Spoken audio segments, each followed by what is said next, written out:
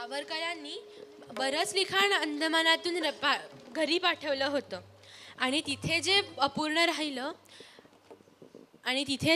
राहिलं ते त्यांनी रत्नागिरीत पूर्ण केलं.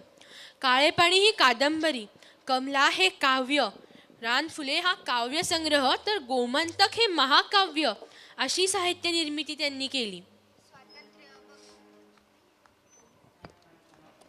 स्वातंत्र्य, बकुळ, बलवंत, लोकमान्य, केसरी, मराठा, भाला, सत्यशोधक, किर्लोस्कर, श्रद्धानंद अशा अनेक वृत्तपत्रातून सावरकरांनी शेकडो लेख लिहिले. हिंदूंना एकत्र करणं, अस्पृश्यता निवारण, जातीभेद निर्मूलन, स्वदेशीचा पुरस्कार हे मुद्दे तर त्यांनी मांडलेच, पण तरुणांना सैन्यात म्हणजेच आर्मीमध्ये जाण्यासाठी इन्स्पायर केलं.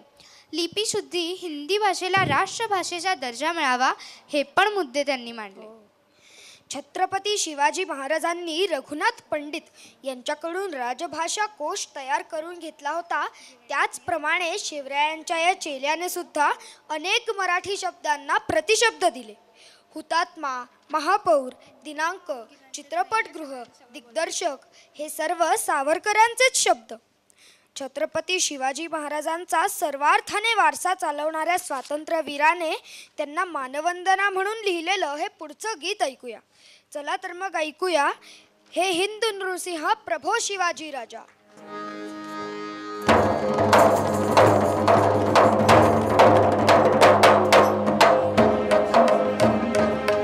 हे हिंदू शक्ती संभूत दीप्तमते